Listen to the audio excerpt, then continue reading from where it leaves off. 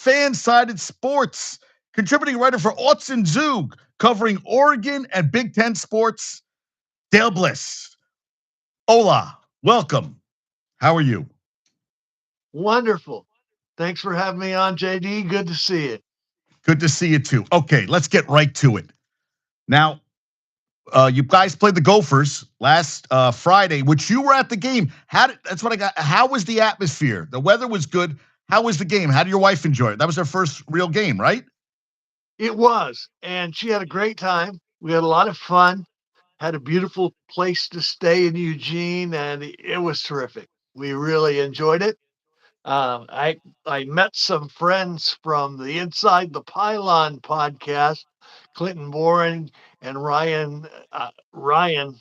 His last name is Satowiak or something like that. He's one of those tough to pronounce Midwest names, but we had a great time, and it was a lot of fun. Very raucous atmosphere on a Friday night on national TV, and the Ducks played one of their best games of the year. 510 to 200 yards. That was the differential in yards in the game, which kind of blew me away. The thing I wanted to ask you about, Noah Whittington is held. He's there. They have him. And he somehow escapes. And on the way to the end zone, the ball kind of pops up, gets in the end zone, recovers it, and then loses it again. They ruled it a touchdown. I want to know, what do you think about that one? Did you think that was a touchdown? That was really, really close. It looked like for a step or two in the end zone, he had possession of the ball and then lost it again. But if I were a Minnesota fan, I might see that play differently. It was really, really shaky, and it's the second time in his career. Noah Whittington's a great back. He's made some wonderful plays for the Ducks, but it's the second time in his career that he's kind of fooled around at the goal line, let go of the ball early, kind of Cadillaced his way into the end zone, and nearly turned a great play into a disastrous one. And that obviously has to be a coaching point this week. He made a tremendous second and third effort to break through of a pile and make his way to the end zone. But to do that, I don't know why, I don't know how, JD, it ever became cool for guys to let go of the ball, let it dribble down their leg on their way into the end zone. I just don't understand how that became a thing. But every year, 4 or 5 times a season in college and pro football, you'll see a guy do that where he lets the ball go early, costs his team a big play, and it really needs to be the last time it happens to the Ducks, especially to Noah. Yes. There were a lot of positives in the game. You held them to what, 62 yards rushing, and going to the game. Oregon was fifth nationally in, was it total yard? I want to make sure. Yes, third in total defense. I apologize. Third in total defense. You held them to 62 yards of rushing the Gophers, and on top of that, Dante Moore 27 of 30 for 306. 90% completion, which was an Oregon single game record. And on top of it, he completed passes. Nine players caught at least two passes and for double-digit yards. You had 9 guys. That's so spreading around the ball. I know we talked about Sadiq with who are we talking about with said he doesn't seem as a good draft. McShay. And I think that was Sadiq's best game as a Duck. If I'm correct? He put up career high numbers. What, 8 for 96? I could be Yeah, wrong, but that's what I thought they it said during was the. his career high, 8 catches, 96 yards, and a touchdown. And the funny thing about the Ducks this season is, they have some great receivers and a lot of talent between their tight ends and receivers, but nobody on the team has gone over 100 yards receiving in a game this year. Sadiq came closest at 96. And that's a trend I expect to continue because they do like to use a lot of different weapons and a lot of different looks in a game. Jamari Johnson, the number 2 tight end, is coming along too. He made a couple of chunk plays in the game. So you get that game. I mean, I think you guys could have put up 60 points. And now we go into the USC game. So I said, let's do a deep dive because um, USC has some interesting. Oh, that's another thing I wanted to ask you. DeCorian Moore out, Gary Bryant Jr. out last game. Are they playing in this game? Dan Do we know? Lanning said his official injury report when he met the media on Monday was, "We'll see," which isn't a lot of help. The Big Ten doesn't require him to release injury information until the official report 2 hours before the game, and he's going to wait every single second of that time. There haven't been any hints or reports or murmurings around about Bryant Jr. or DeCorian Moore or Evan Stewart, who is due to come back from let's see, a torn patellar tendon that he suffered in June. So there's three guys they could get back and would like to have back, but nothing official has been said. Okay. Okay. Because I wanted to ask you about that. Now, USC, they both come in at 6-1, but Oregon only loss was to. How come I'm blanking? Who did Oregon? Oh, they lost to Indiana. I'm sorry, they Indiana. lost to Indiana. Right, they Yeah. lost to Indiana. Yes, yeah, yep. Barnes, I agree. Trojans, Ducks, Saturday. We are all excited about that. USC is 2-2 on the road. Iowa was up 21-10 at the half at home on USC and ended up losing 20. Gave up 19 straight points to win the game, and they got shut out in the second half. Jaden Maeva threw for 254, touchdown. So this is. I was looking up the guy. Who are the main guys? And you know about this. So Maeva is the guy you got to worry about. Miller and Brian Jackson had 2 touchdowns last week on 14 carries. 4 carries, 14 yards, 2 touchdowns. And Makai Lemon, who I looked up, and oh God, I'm blanking on names today. I think as I get older, Mel Kiper has him as the number 10 overall prospect for the 2026 draft. Now he can play. Lemon had 10 for $153. That's what I'm. So Barnes feels. Do you feel King Miller could be an X factor? Who's your X factor in the game for USC? Well, that's the trouble. They don't have just one, JD. There's three potent weapons in this offense. And in addition to Maeva himself, who runs pretty well and throws the ball beautifully. Makai Lemon's a great receiver, but on the other side, they have Jacoby Lane, who's also, a top 10 receiver in the Big Ten and a good target.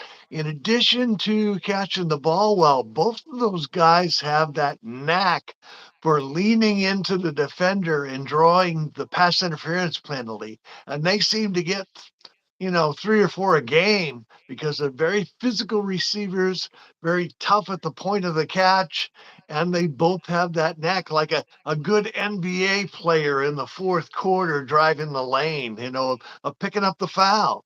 And so they can be in 2 different ways. And King Miller, who I believe is a walk-on freshman, has exploded for the Trojan offense. 719 yards on 99 carries this year. So they're not just one dimensional anymore. They can beat you on the ground. And the Ducks have to find some stops. They've got to hold their own against those 2 great receivers and force USC into some second and long and third and long situations, get home with the pass rush. And also, so another thing is you have that tight end Lake McCree, who's averaging 16 a catch. And I saw the freshman Jakeem Stewart had an interception against Iowa, but their kicker. Now I checked the weather out. They said 50 mid 50s, light wind, slight maybe a chance of rain. So the weather seems like it's going to hold up. But the kicker for USC, Ryan Sierri, 17 of 18 on field goals. But the thing is, from 40 to 49 and 50 plus, he's 6 for 6, which bodes well for them going into the game. And I mean, we both talked about this is going to be a tough game for them, for the team, but you have some good, guys. Also, so it's interesting. So they average 38 points a game. but they gave up only 20, about 22 a game, whereas Oregon scoring 39 a game and giving up 13.7. So USC is 10th in scoring, 41st in defense, and their strength of schedule is 17th. So, I'm sorry, Oregon is averaging 39 and 13.7, but USC is in 10th in scoring and 41st in defense, and their strength of schedule has been good. So I'm kind of curious, you know, they have guys on defense too, right? I mean, they have, you know. So I know I'm talking a lot. So I know I want you to talk, not me. So I got excited. You're I on was a waiting all day roll, for you. baby. Keep I was going. like, no, but so I looked up safety Bishop Fitzgerald leads teams with 5 interceptions and 3 pass defense. Then you have Cameron Crawford, the defensive end, leads a team with 8 tackles for loss. Also, Braden Shelby leads the team with 3.5 sacks. You have 3 guys averaging 3 guys with 3 sacks, but Eric Gentry. So Eric Gentry is a 5th-year senior. He only played 5 games last year. He's a transfer from ASU, and I looked up his stat. Dale, I mean, he's a 5th-year senior, 64 tackles, 7 tackles for loss, 3 sacks, leads team with 5 forced fumbles. I mean, this guy does pretty much everything on the field for them as a linebacker. So I mean, I'm kind of curious what he's an off the ball linebacker. That's why I saw Kuiper has him listed as I think 7th out of 7th best off the ball linebacker. But this is the thing where I was kind of, they do have guys on both sides of the ball that can cause problems for the Ducks. But you have to feel good about Dante Moore having such a good game, getting the ball around now. If they get back some, get back, as we talked about, DeCorian Mitchell, and if they get back, I'm blanking on his name. Who else? Do we know about his leg? Oh, we don't know about his leg until 2 hours. Bryant. If you get back him and Bryant, then, DeCorian Moore, that's 2 more weapons. It would help to have some of those targets healthy for this game in particular. They don't want to get into a shootout with the Trojans because USC is so explosive. One factor is on the Trojan side, injury wise, I believe Fitzpatrick and Kamari Ramsey both left the game against Iowa with injuries. So their status is something to watch going to this game, particularly because Kenyon Sadiq has emerged as such a good weapon for the Ducks. Typically, he'll Right. be covered by a safety or a linebacker. And I like what you said there, because I also read something today right before I came on. A guy posted. I looked him up. I thought it was maybe a BS account. Shotgun Spratling said Lincoln Riley said on the strength of this year's defense says how they play in the second half. So yes, it is true how you play the second half. And I felt that Oregon. Would you say it was one of the more complete games? It took a little while to get going. You would say on Friday night against the Gophers, but once they got going, the offense just kind of flowed. Would you agree with that assessment? I would. In all phases, they looked really strong.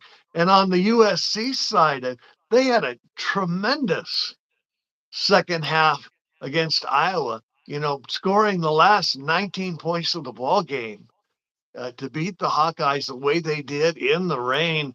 And I think the defense shut them out in the second half, They which did. They did. Yeah. which is, I watched part of that game and they showed a lot of will, to stay in the playoff race. And no doubt Oregon's going to see their best shot. They haven't been as strong on the road. They lost to Illinois. They lost to Didn't they lose to USC on the road? Notre Dame. Notre Dame. They lost to Notre Dame. Notre Dame. Yeah, And they both USC. I'm sorry. yeah. Yeah. And they were losing to Nebraska before Dylan Raiola got hurt. So they have not been as strong on the road, but they're a team with all the weapons and talent they have. I think Oregon's going to see their best effort this season. I am not a gambler. I think it's dumb to bet on a game with pointy ends played by guys who break up with their girlfriends and eat too much pizza. But, the line on this game is Oregon uh, minus 9.5. And that just seems like a lot of points to give up to a really good, talented, well coached USC team. I wanted to ask you something. So I have a friend, Joe, who always brings up the gambling stuff to me. I don't gamble. He doesn't really gamble. He feels, and we see it infiltrate college basketball. Do you feel that there is people are gambling maybe and messing with the integrity of the game? You think there are people out there that are, with so much everything, like you said, we're talking about the point spread, but we're not gamblers. But I work, and I think it's harder in football. That's what I was bringing up. What are you getting? The long snapper? Are you getting the kicker? I mean, is the linebacker like not taking an angle? Maybe doesn't get the tackle. I think it's harder for football to make that happen. But anything's possible. I hope not. But I don't know what you felt about that. If something if you don't want to talk about it, I understand. I was just kind of curious. No, that's a good question, JD. And I think that the NCAA is really smart to reconsider, a decision to allow athletes to bet on pro sports because they're just creating that scenario where a guy gets in over his head. I mean, they're 20, 22-year-old kids. Their Right. brains aren't fully formed yet, and to get into a situation where maybe you owe a little bit too much money to the wrong people, and then you become a target, right? And this kind of thing can happen. You're absolutely right that it's much easier in basketball, and it's much easier at schools that maybe aren't followed as closely. I mean, I can see them, fixing a game between Elon and Siena or somebody like that. More likely than they would, a nationally televised game. And in basketball, it's easier probably to shave points, miss a few shots, and so forth. But yeah, it's athletes shouldn't gamble on games, and it just creates, a window for something terrible to happen that destroys the integrity of the game and sets the sport back years and years. So I had Eric on yesterday, who's his arbitrary analytics. He covers Nebraska football, and he says in Nebraska you cannot bet when they're home. You can't bet. You only can bet when Nebraska's on the road, which I found kind of interesting. So when they're home, you can't bet on them. When they're away, and I was like, well, that probably stops certain things from happening. You hopefully, but it's just everybody has a phone now. Dale, every kid has a phone, and within a second, you set an up the app, and it's away you go. So yeah, Yeah. Yeah, yeah, one of your longtime listeners just made a good point that one of the real dangers are prop bets, where you can bet on the performance of an individual player, and right. that's the really dangerous variable because And it's ML, so easy. yeah, ugh. It's so Yeah, easy. So baseball, I heard, cut it down where they can't. They used to be a prop bet. I think because what happened with the guy on the Guardians is that there's a limit of what you can bet on a prop bet, which I think it should be. I mean, it's yeah. I grew up watching sports, and I know you did too. I watched sports. If I ever bet on my team, they always lost. So I don't even like betting on my team in the March Madness because I feel like if I pick UNC, they lose. So I'm like, I'd rather not pick them and let them go far. It's not something I feel comfortable doing. So I was just curious to what you thought about that. Yeah. So okay. yeah, Yeah. yeah. And betting on your team either way, it's really hard to separate the emotions and be objective, Right. about the team you follow. I mean, you're not going to make rational, cold-blooded decisions about that team because you always have that emotional factor. So the funniest thing I ever heard was when fantasy football started. I think Peyton Manning he could have. The guy said, "Why'd you run it in there?" He goes, "What the hell are you talking about?" He goes, "I needed you to get a touch," and he's like, "What are you talking about?"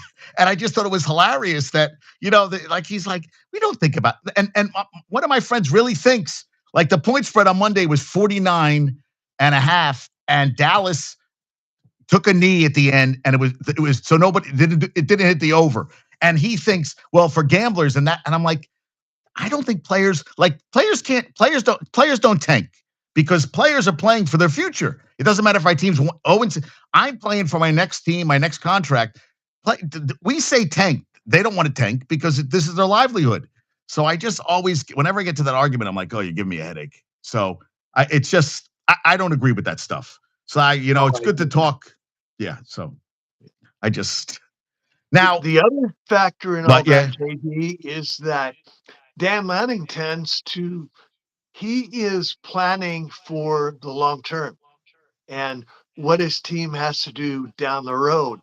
And in more than one game this year, you've seen him shut down the offense, at the start of the fourth quarter or the middle of the third quarter. So a lot of those different scenarios that people bet, well, that's an unpredictable factor. Dante Moore might only play three quarters as he right, did against Minnesota. So you can't bet reliably on a team that, you know, plays not only to win, but plays for the long term. So they don't always, they don't always cover because they're playing to win. right, and you saw what happened with Jaden Daniels in a game they're getting blown out. They keep him in the game. He's running the ball in a game they can't win. And what happens? He, hurts his shoulder, and he's out for 4 weeks, and if not longer. And I always feel like, and I know athletes are competitive, but I feel like Dante Moore, he had a great game. Sit him. Got something happens, because there's a guy in Minnesota who's trying, pissed off. They're getting blown out, or maybe a guy who came in and trying to really make that play, and that's all you need, and it takes the whole season to a different direction. And I was talking yesterday.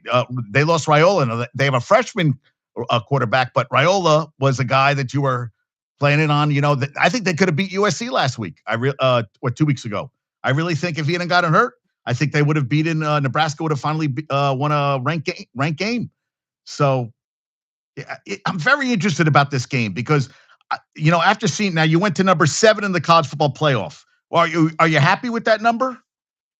How do you feel I about it? am, and I think Duck fans are too, because at 7, they get to host a home playoff game against the number 10 seed, which right now would be Alabama.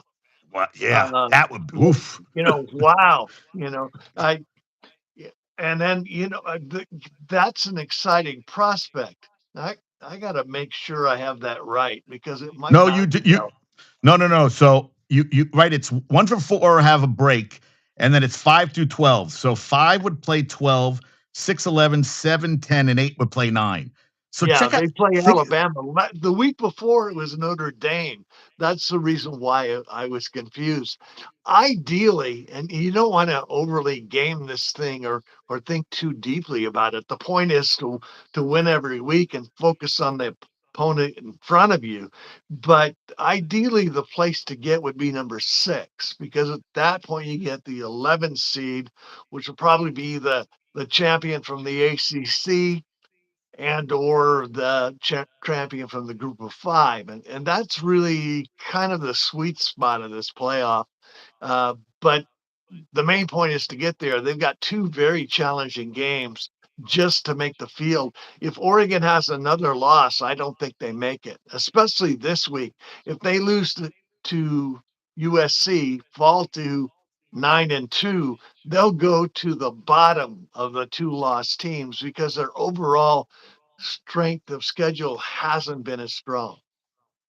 Yeah, I was looking at the big games this week. It's USC, Oregon, BYU's at Cincinnati, which Cincinnati is no longer ranked. I think Cincinnati dropped out. If I'm correct, I have it right here. Cincinnati dropped out. So Cincinnati's not even in the top 25 anymore. You have 3 in the AP top 25. You have James Madison at 21, North Texas in the poll for the first time since '59, and Tulane at 24. You have 2 teams from the American Conference in the top 25, which I thought was kind of interesting. Yeah, and so they dropped out. That's another big game on the road. Pitt and Georgia Tech. I mean that would be kind of funny. So Pitt gets blown out at home to Notre Dame, and then goes to Georgia Tech and beats them. And Louisville at SMU, I guess, is another game, but they're trying to just get back into the ACC. Nobody wants to win it right now. Nobody wants to win and win that conference. I mean, that's the sad thing. Nobody is like, hey, you want it? Oh, do you want it? No, you want it? I mean, I just find it kind of interesting. So, Yeah. yeah. Yeah, it's balanced, it's competitive. There's great parity. I mean, that's the way you spin that, right? Now you said, I know so let you get through this week, and then you have to go to. It's next Saturday? Do you guys play Washington? Is it a Saturday game? And that's Saturday, always November 29th in Seattle, which is a very tough place to play. right. And another weather place. It could be hailing for all you know. And with a team like Washington who could just play spoiler, that's the thing. And I know you guys are you're preparing for this, but the high of this week and then go to Washington where hey, it's not over. You win this game, it doesn't mean anything. You really got to worry about you got to really win both games. You really do, because I don't see. I can see A&M losing to Texas, maybe, but I don't think Georgia's playing Georgia Tech. That's always a tough game. And Texas Tech, I don't know. I'd have to look at Texas Tech. I'm, you know what? I'm more interested. So Ole Miss has given Lane Kiffin a deadline because his wife went to go visit Florida and Auburn. I think she went to visit both schools. So here's a guy. LSU, I think. Oh, LSU. I'm sorry, Florida and LSU. My bad. Yeah. But you know, I would feel I'd be a little pissed off. We're playing for a college football playoff, and he's always looking. That's why I don't like about Kiffin. He's always looking for that job that's going to propel him. But basically, you're in the same soup. It's just a different team in the same soup. I don't know what you feel about that. I like loyalty. I mean, I know, but that's what always bothered me about Kiffin. He's like 1 foot in the door. Okay, give me more money, I'll stay. But if another job comes up, I might leave. And I don't like coaches like that. I mean, you got lucky with Lanning. Lanning is very happy in Oregon. You haven't heard any right? It's been a pretty smooth ride for the most part. He had a saying when he was rumored for jobs at A&M in Alabama a year ago. He said, "I'm not leaving. The grass is damn green in Eugene." And so he said right out, recorded a video talking about, if your players aren't happy, have them come see us because we're staying. This is our home. My family's happy here. I have everything I need to win at Oregon. And I agree with you. I like that. I don't like that Kiffin is kind of playing both ends against the middle and being coy. The folks at Ole Miss have been awfully good to him and awfully loyal to his team. And I think it does a tremendous disservice to his players for him to be looking around and flirting with other organizations where they're trying to make the playoffs and trying to Right. to win 10 games and accomplish things that the school hasn't accomplished in a long time. And I think that there's a point at which you got to bloom where you're planted, and be where your feet are, and coach and develop your players and be committed and stop looking around for the bigger, better deal. He should have, I would have respected him more. And I know it's all about money. He's trying to maximize his value and all of that. But I would have respected him more if he would have said flat out in the beginning, "I'm the coach at Mississippi. I'm happy to be here. I love my team. We're going to go out and do great things." And he may make that decision, but there's all the hinting around and the suggestive tweets and so forth. You know, make a decision. Focus on what's important. Coach football, coach the team you have. And I don't like all the movement. I think back to when we were kids, some of the great coaches that would spend 20 and 30 years at a school, like Bobby Bowden, like Bear Bryant. I like that a lot better, you know? Like Osborne, and Osborne too. Osborne was there forever. I mean, I agree. There's something, and as a recruit, I'd feel like, hey, this guy's going to take the next great big job, and he's recruiting me, and then he's gone, and yeah, there's no loyalty. I saw something funny because I thought you would laugh, and I forgot to talk about it last time. Massachusetts was getting blown out. They're terrible. They're not a good college football team. When they scored a field goal, I think they made it 45-3. They had fireworks go off, and it went viral. I'm like, you're down 45-0. You get some fireworks. Wow, we're down 45-3, and you're like, oof. Yeah, I thought that I was thinking about, and the uniforms you have this week, the black.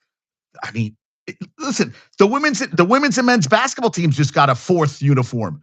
Oregon is like ahead of the curve with that stuff. The amount of time and effort is made, and I know it's Nike, but I love the black for the game this Saturday. I think those uniforms are phenomenal. Just great uniforms. It's a sharp look. You know, I'm a traditionalist. I would love to see them in green and yellow or white every Right, week, in the right. old school throwback uniforms, the uniforms that Achilles Smith wore and now his son plays for the Ducks.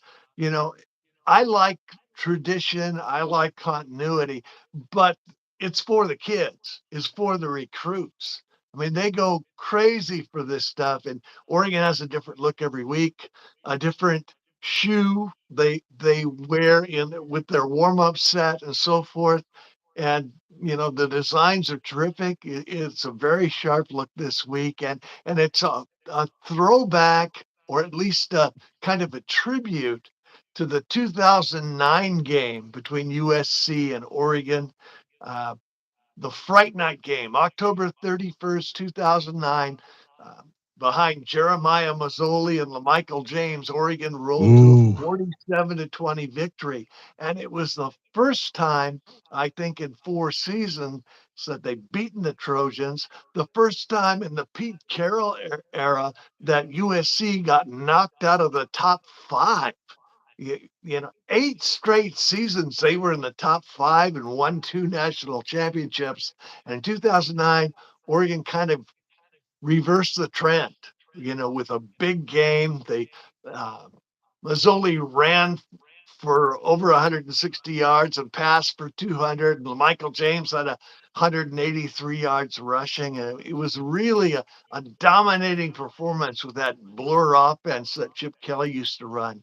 So it's sort of an iconic moment in Oregon history. And this uniform this weekend kind of is a tribute to those jerseys and that game. You made me think. I remember LaMichael James was tiny but fast. I mean, and did Mazzoli go play over in the CFL? Didn't he have a nice run? Did he have a run over there? He did. He played for a number of years in the CFL, primarily, I think, with Edmonton.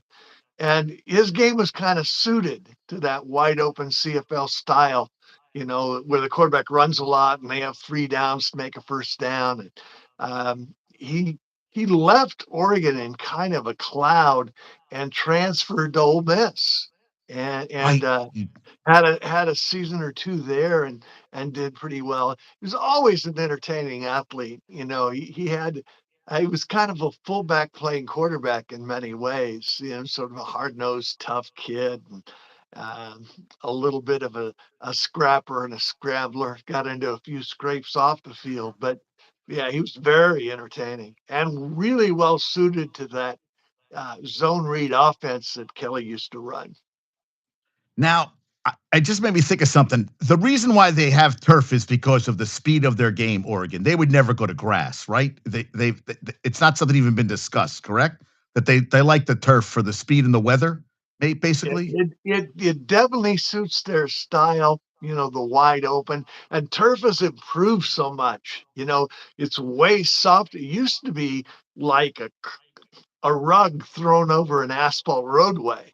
But now, it's got cushion and drainage, and it really is a fast surface. Be very tough for Oregon to go to grass for that reason, the stylistic one, and just the practical one. It rains too darn much here. I mean, the middle of the field would be chewed up like crazy if you tried to play on grass here in the Northwest. Another thing I wanted to ask you: the game on Saturday. What what kind of would you think it's a? What's the score range you think that would help what helps USC and it helps Oregon and hurts Oregon? What do you think they have to play? If it's a 30, if it's in the 30s, is that a problem for? Are you worried about that for Oregon, or would you like to be in the 20s? You think any? Styles, yeah, styles make fights, don't they? And it's definitely a case like that where I don't think, as I said before, I don't think Oregon wants to get in a shootout with USC. because the Trojans have so many weapons and they're so explosive with that great passing game. The over under on this game is 59.5. Ducks favored by 9.5. Let's see. It's gone. Yeah, it was 8.5 at the open, and now ESPN says it's at 10.5. So Yeah, that's a yeah, lot. you're looking at a score like what, 35-24, 35-27, Yeah. somewhere in that range. Uh, um, and that's what I expect. The Ducks definitely want to control things a little bit, use a running game. They have three running backs in the top 20 in the NCAA in yards per carry, and Noah Whittington, De'Aaron Hill, and Jordan Davidson. So definitely that's the way Notre Dame beat the Trojans, was with Jeremiah Love pounding the rock. And I think the Ducks will try to do a little bit of that, go on some long drives, control the ball, take care of the football. And I think they'd like to win a game somewhere in the vicinity of 31-20 or something like that. But if it's a shootout, then it becomes more unpredictable. So the defense, I know they held them to 210 yards of 200 yards total offense. But the defense, 2 sacks for Oregon, 5 tackles for loss, 5 pass defense. That to me would be a nice. If they could get 2 to 4 sacks in the game. I mean, so they got pressure on the quarterback. Now I'm not the Gophers are not USC. Gophers aren't USC, but uh, that you had to be happy about how the defense was putting pressure on the quarterback and everything and making it difficult. Also, I mean, they only threw for 130 yards, which I would love USC. I mean, USC could put up 200 yards in a quarter, which is the problem. You know, Yeah, you just hit on a really good point. That's one of the keys in this game for Oregon having a chance to win. They've got to get some pressure on my head. Like, he's too dangerous sitting back in the pocket surveying the field to those great receivers. Um, the Trojan offensive line has given up just 12 sacks all year, but 6 of those came on the road, 3 against Nebraska, 2 against Notre Dame, and 1 against Illinois. So that's the key. The Oregon defensive front of Mateo Ungalale and Tatum Tuioti and Bear Alexander and Amari Washington has got to get some pressure on the USC passing game. And that's and it's important they create that pressure rushing just 4. This isn't a team where the way they spread out and so forth. This isn't a team you can really blitz effectively. So that's a really big key for them, is getting some pressure. right? You put 4 in you. Anything more than that, someone's open, and that someone's open, and they make a play, and you can't. Not against USC. You can't give them. You can't give them right, and that's It's so interesting that you have 4 guys rush, and you're like, guys, we got to we got to put pressure. I always say you got to protect the quarterback and get to the quarterback, and if that doesn't happen, like you said, if he's up there like he's knitting in between plays, you've got problems. When he's just looking around, someone eventually is going to get open. You can't hold somebody for that long. Guys, you just can't. Someone's going to break free. So yeah, I was curious what you thought about that. It's a very interesting game. I mean, it's also a day game, which I feel like the night game gets a little louder, but it's going to be definitely a loud crowd for USC. And Lincoln Riley, to me, I just feel like he finds a way to lose every year. He hasn't really done anything. This is probably one of his better teams. He didn't do this with Caleb Williams. They weren't playing for national champ. Weren't in the position. So I feel like I think Lanning has the advantage in that case. And I mean, it has to be. Yeah, they're going crazy, right? I mean, everybody's pretty pumped for this game. Uh, Very definitely.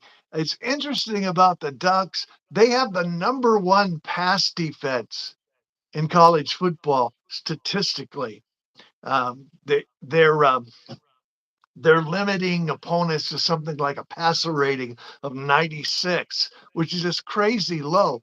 But they have had 5 of their opponents have been in the bottom, been 100th or lower in the country in passing. So they played some weak teams to build that statistical advantage. However, they looked strong throughout the year. They held Fernando Mendoza in Indiana to 215 yards passing. They held Ethan Kelly at Manus of Rutgers. Now Rutgers isn't a great team, but they do have a good passing offense, and they held them to 79 yards passing, his lowest output in 2 years. So that's some Brandon Finney, their young freshman cornerback, is leading the Big Ten in the fewest completions allowed and the lowest completion percentage allowed. He'll draw the assignment of matching up against Lane or Lemon. Ducks are going to play a lot of zone against this USC team. Tough to It's just tough to get everybody covered in the air raid because, as you said, they spread them out. They make the defense declare their intentions before the snap. And Maeva, he's a really smooth operator. So they've got, they have to be resilient. They have to set their minds on they're not going to stop them all the time.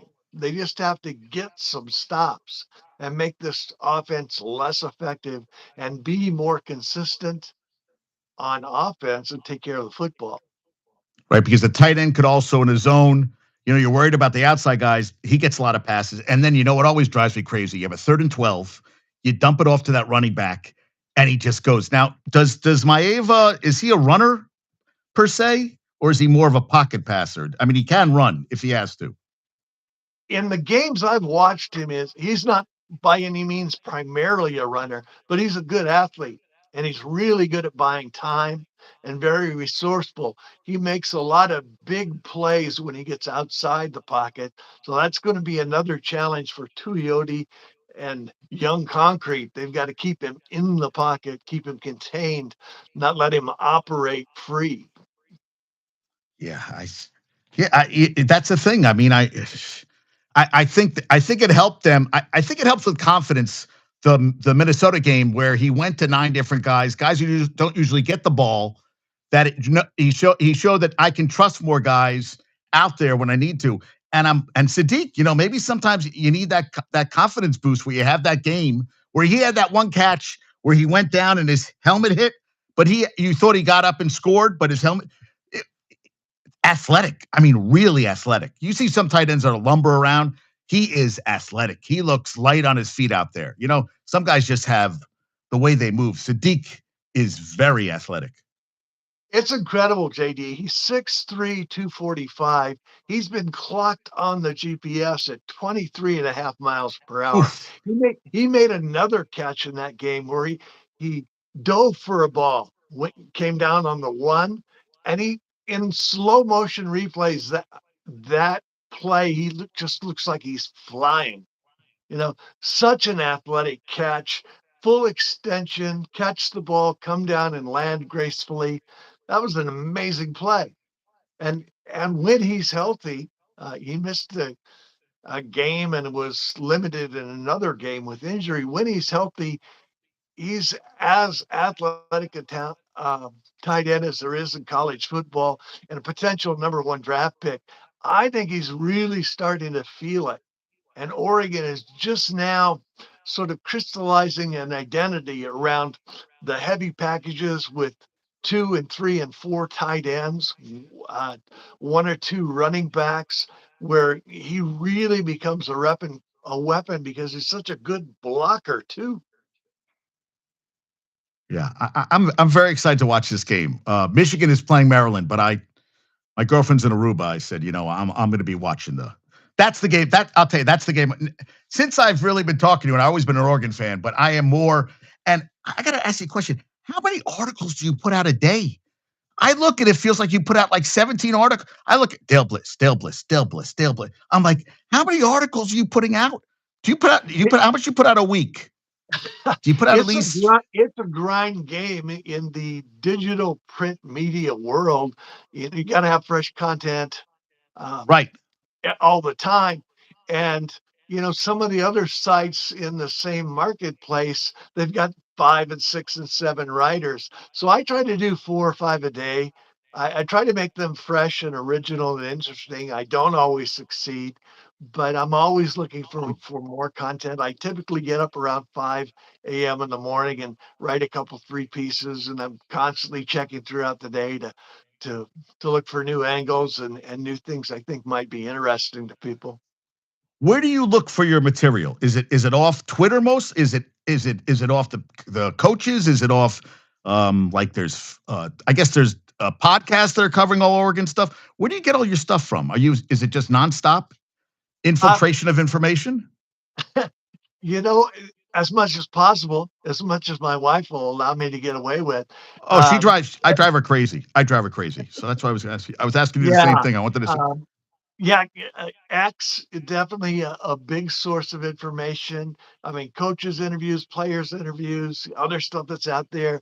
There's some terrific national podcasts covering college football. We are really blessed in this era to have Joel Klatt and Josh Pate and the guys from Cover Three and Andy Staples and Ari Wasserman, all these great national voices that are covering the sport full time with great passion for the sport and terrific information.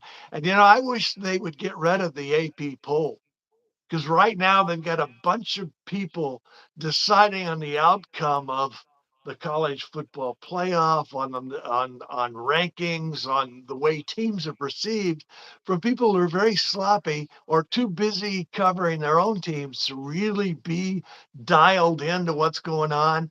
I think there ought to be a definitive poll that involves those guys, the ones who study the sport full time, the J.D. Pickels and the Joel Klatts and Pate and all those guys who are tuned into what's going on nationally and don't have a bias. They're not following one team, and have them decide what the poll looks like.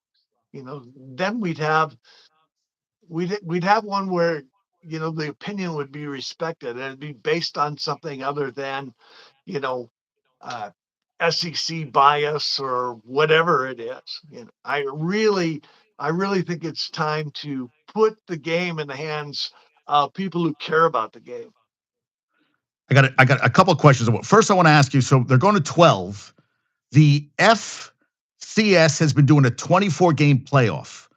Do you think? I think 2014 playoff would get rid of this whole. It would get rid of the top 25, and that you could lose a game. Now, I was talking yesterday to Arbitrary Analytics. He likes that if you lose, it could kick you out. Where I said, well, you get 24, then it's not that the regular season doesn't matter, but you're kind of working on seeding. And I feel like then there's no argument in a way because you're putting in 24 teams. Where I think 12, I mean, I think 4 was too little. 12 is going to say, but I thought, what do you think about 20? That sounds like a lot. It does sound a lot like a lot. That's a whole tournament. That's like March Madness. There are a lot of different ways to look at this, and some people like the fairness of having 24 slots for teams. My attitude is that realistically, there are about 6 teams who can really win a national championship. You know, the other teams are there to say we made the playoffs, so we gave it a good run. And making the playoffs has become this thing you haven't had a successful season unless you make the playoffs. I sort of miss the old bowl area where your team went 9-3 and you got to go to a good bowl and you won that bowl game and you feel pretty good about the season. So a lot of teams could feel really good about their season, and now it's sort of a be all and end all thing where one team is the champion and everybody else is a bust. So I don't completely like that. For me, 24 is too many because I don't want to see a situation where teams are resting starters for their rivalry game. I mean, that Ah, would just yes, disgust me. You know, yes.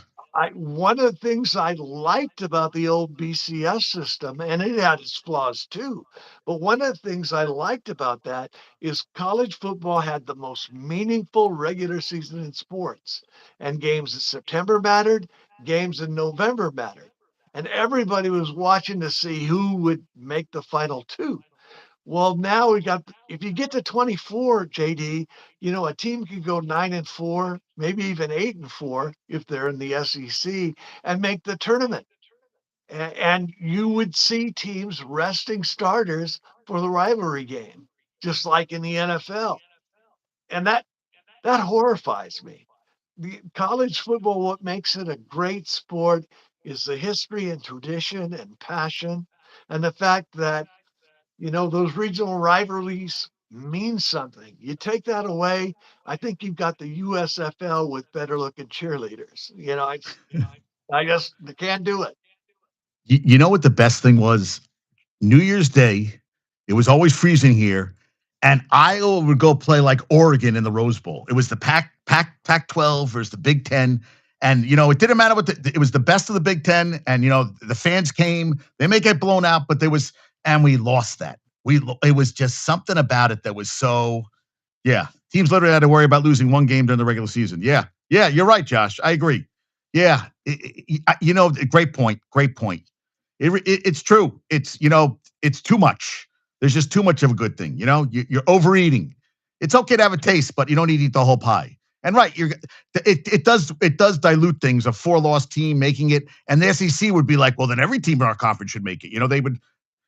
But I'm worried is that they're going to go like remember the soccer was going to go to that Super League where they're going to take all the teams.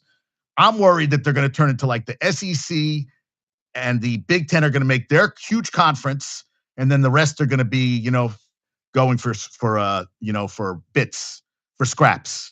That's what I worry about. The next round of realignment, whatever shape it takes, it could get a little scary. And right now in the Big Ten, they're debating uh, Right. this infusion of cash, the equity deal. And USC and Michigan don't want to go for it. And they're making noise about breaking away and becoming independent. And that could blow the whole thing up again. I don't know how it's going to turn out.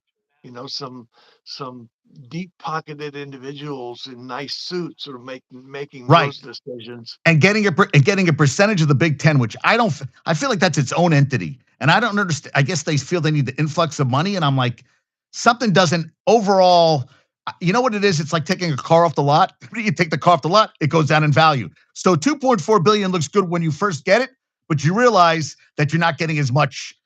Things blow up, and you end up losing money over the long haul. It sounds good when you first get it, but over time, it's not. It's not that. Yeah, I didn't like that deal, and I was trying to understand it, and I was like, wait a minute, they're giving up equity in the Big Ten, which I don't feel like some outsider should be deciding. You know what I saw today too, and I don't get into politics, but someone put an ESPN today that President Trump does not like the NFL's kickoff right now, and I'm like, if he starts getting involved in NFL kickoffs, I would be furious. Like, a lot of us don't like certain things, but I don't know. Him putting it out there is not something I want. The NFL is his own entity. He does politics and sport. You don't talk about them. Stay in your lane and stay out of this lane. I just was like, it bothered me because I feel like it's putting something out there that puts things in people's heads. They're like, oh, yeah, maybe he's got a good point. And I'm like, football is a violent sport. You can't make it. I should have said there was a video of kids in uniforms. So there's a play that happens. So a kid's running and you think he's going to get crushed. They pan down. All the kids were fully uniformed with flags on their uniforms. So nobody tackled anybody. They had helmets, uniforms, and flags. So the kids, and I'm like, why do they even have uniforms on? And I think the parents are probably like, oh, well, our kids get to play with uniforms, but nobody gets hit. They flag. And I was like, it was the weirdest thing. Like, you can't make this sport into something it's not. You can't land on a quarterback now. You can't put all his weight on. When you're playing at that speed, there's no way to slow it down. It's like we go to the replays, and of course, if you slow it down, it looks. But in reality, football's played bang bang. It's not a slow down sport. And and I don't understand why they can't review every play. You have the technology, and the thing that drives me crazy is when a guy dives and you see a line judge coming in and he's putting the ball down. He has no clue where that guy went down, ever. And he's running in, and I'm like, dude, the ball was here, not. And he puts it down. I'm like, that's a terrible spot. So that's my rant. But yeah, That's that's why I love having you. Yeah. Yeah. Yeah, that's a So great rant, JD. You covered a lot of ground there. I know, I Awesome. know. But so that I think you bring up great points about all this stuff. So yeah, I mean, and I was thinking about this with you. Should we do uh, should we do a show before Thanksgiving? Should we do it after the USC game? Should we do it after the because I'm kind of curious um of if you want to talk about that game or do you want to wait till after the Washington game? I was already thinking ahead with you because I love having you on. I mean, I love having you on. You're so knowledgeable. It just flows out of you. And I love that we're talking about Oregon football and not everybody wants to talk about the Yankees qualifying offer for Trent Grisham. I'm like, guys, I love you, but I got to talk about something else. But that's what I wanted to ask you. What do you think? What do you think going forward? Because yeah, that was on my mind. Well, my attitude is, give me all the JD Talking Sports there is. I love doing it. And this being Thanksgiving, I'm very grateful for the opportunity to be on the show and be involved in it from time to time. And if you wanted to do a show after the USC game, reacting to that, and ahead of the Washington game, setting that one up, I'd be delighted to do that. Yeah, So, I think we any should. Yeah, we have to figure out a day. I don't now. Do you now? Let me ask you a question. So you write. You during the game, you're taking notes, correct? You're just like sitting there. You don't. Do you are you, now? Do you have rewind on your TV? Do you have that option to go back and forth? Because I we do, have it. yeah, we've got all that. I prefer to react and experience the game as a whole. I don't like breaking it up. I'll watch it back, and then I'll do some rewinding and look at a play and look and see who made that key block and so forth. But during the game, I want to experience it the way everyone else is. And my wife's watching it with me, and I want her to be able to enjoy the game without the interruption of me breaking it down in the middle. But, yeah, I do like watching them at home. I mean, the stadium experience is amazing, but it's nice to be where you have all your tools, and the opportunity to get a cold drink out of your refrigerator without having to wait in line for 10 minutes. Now, do you keep a pad? Do you write stuff? Do you write notes down when you watch the original game, or you wait till you watch the rewatch of it? I both. I mean, I'll have a pad there. I'll be commenting on social media. I write a couple things during the game, uh, and my wife and I are talking about it. So I get a lot of good ideas from her. And it's funny that she didn't know football when we first started dating, but she's gotten to where she really likes the Ducks and she has, favorite players. And every once in a while, she'll make an observation that is just so pure and so on Right. point that I just have to laugh at how she gets right to the point of it. Now, do you write now with your writing the articles? Do you have an article out within a couple hours of the game? Will you have something out within a couple I hours or not till Sunday? No, it depends on how it goes, JD, but I'm trying to load something up, as the game is progressing in the fourth quarter. In fact, the Iowa game, I was writing the tough loss story when they made their Oh, great drive to win the game. I really was expecting that to come up short. And based on my history and experience as an Oregon fan, I figured they'd miss that kick at the end of the game. Not because I'm a negative person, but just because it had happened so many times before. For Dante Moore to engineer that drive in the way he did, and adding oh, to Savington to hit his third field goal of the game to win the game in the driving wind and rain. I mean, that was amazing. you made me think of back in '89. That was the Joe Montana John Candy comment. Went 92 yards, and John Taylor hit the touchdown. So they were up 16-13. They went to Boomer to do the Disney. I'm going to Disney World, Disneyland, Disney World, and he's watching it. He just is watching Montana go down. Bing, bing, bing. No commercial. Montana got the commercial. So that's what Yeah, it's interesting that you write the crushing loss to okay. Yeah. Yeah. I was curious about that with you. I was curious how I, that went. I Yeah. had to rewrite the whole thing, JD. I mean, I'm literally changing the lead as they're lining up for the field goal. It was crazy. It's crazy. Well, yeah. Well, I wrote a bunch of stuff before, and I wrote and I'm so glad you said fan sided because I'm like, oh, gotta make the change because I was like, I want to get this right because I'm like, no, he fan sided and Aughts and Zoo because you're not now. There's an Aughts and Zoo on Instagram, but I don't know if that's your Aughts and Zoo. I I don't there's think a it is. I don't even know who runs that. It might be someone okay, else in the organization. yeah, It might be Sam Ferris, one of our national writers. I don't have an Instagram account. I yeah, mean, yeah. I thought I was doing well to do Facebook and X, but Instagram and TikTok and some of the others, TikTok, right? they probably helped build the channel, but I think I'm too old for that. That's you. Listen, you just the way you put out articles is prolific. You are like Tony Gwynn.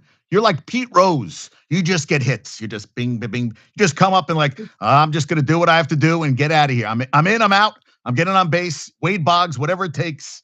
That's what I got to do. Wow. All right. So that's what I was thinking. So maybe I got to think what day. It's interesting. I got reached. So, reached out to me.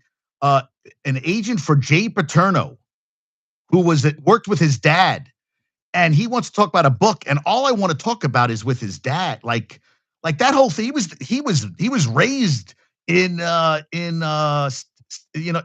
State College, and he wants to. And they were asking, "What do you want to talk about?" And I'm like, I really want to talk about the Penn State stuff. And it's interesting that he put a book out and everything. I'm like, everybody's had the same story as NIL, all that stuff. And I find like you find human interest stories, you find stuff, and you just go.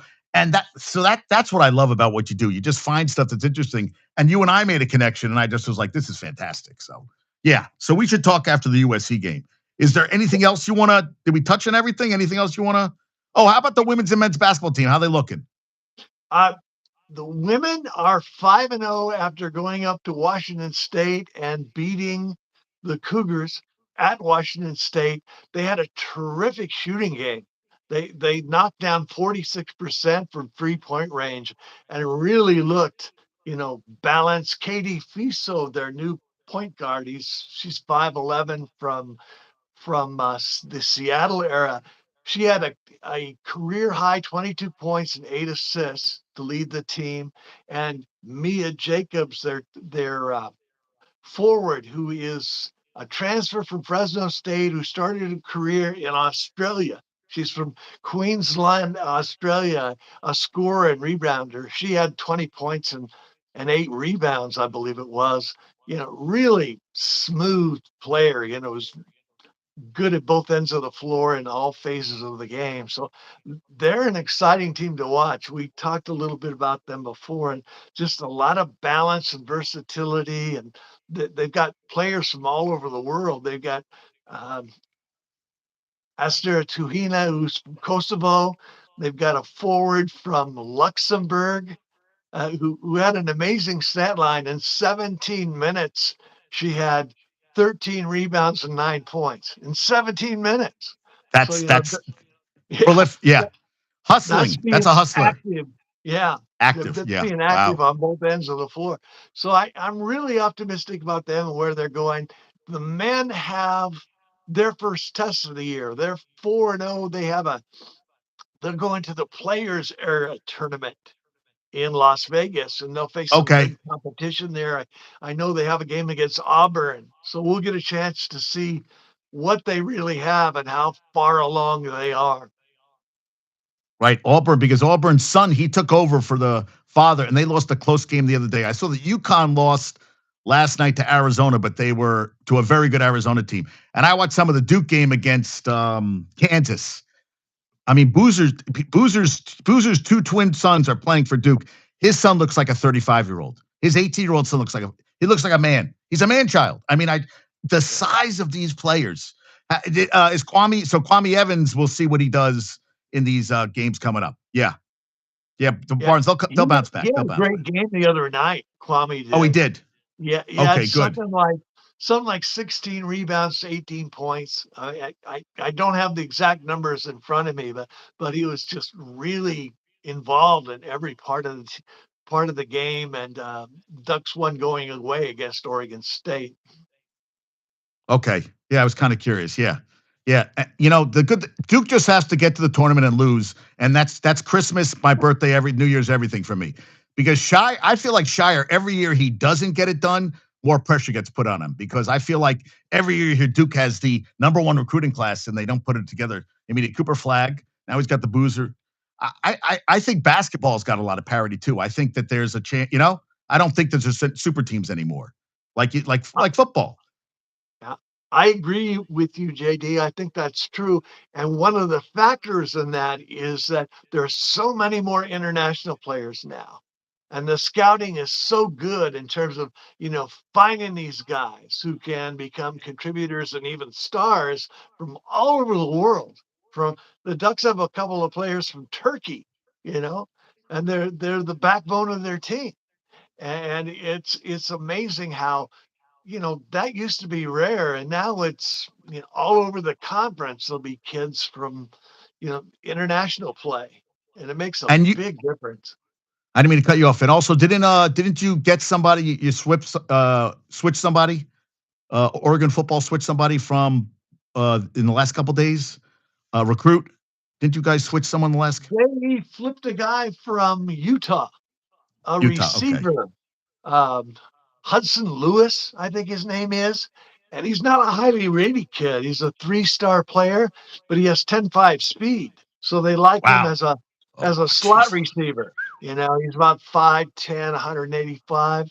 Um, they have a couple of really highly rated recruits at receiver in Messiah Hampton and Jalen Lott. Lott's from Texas. Hampton is from New York. Those are both in the top 10 in the On3 receiver recruiting ratings. So at this other position, they picked a role player, right? A developmental piece. He's something like 1289 among national recruits. Which sounds really unimpressive and low, but you gotta remember that 250,000 kids play graduate from high school football every season. So you're to be the 1289th kid in the country, well, you're still a pretty good athlete. Right. I read something about that. They're saying the money that's entered youth sports has affected because the kids are playing all over the country now in basketball per se. That fundamentals is out the window, and look and where these kids coming from overseas because all they work on is fundamentals overseas, and a lot of the U.S. guys can't shoot, can't make a free throw. You see stuff and you're like, wow, a lot of these kids cannot shoot, and then you get the kids over there who are they're just missiles, just like it. And how many, right? How many are on the men's and women's basketball team from overseas? There's a lot more than you would think. Yeah, I think the Oregon men, there's I think 4 or 5 international players. The Oregon women, there are 4 or 5 international players. As you said, they are so fundamentally sound and so skilled and so mature because they've been playing international competition for 4 and 5 years. Wow, it just blows my mind. Blows my mind. Yeah. Well, I know you're busy, so we'll figure out a day and we'll talk after the USC game. Sound good? Love to do it. Thanks very much for having me on. It was great talking with you, JD. Great, great, great. And go Ducks. Go Ducks. Go Go Ducks. down. All right. Have a great night. Thanks so much for coming on today. All right. I'll Take talk to care you now. soon. Take it All easy. right. Okay. Bye bye.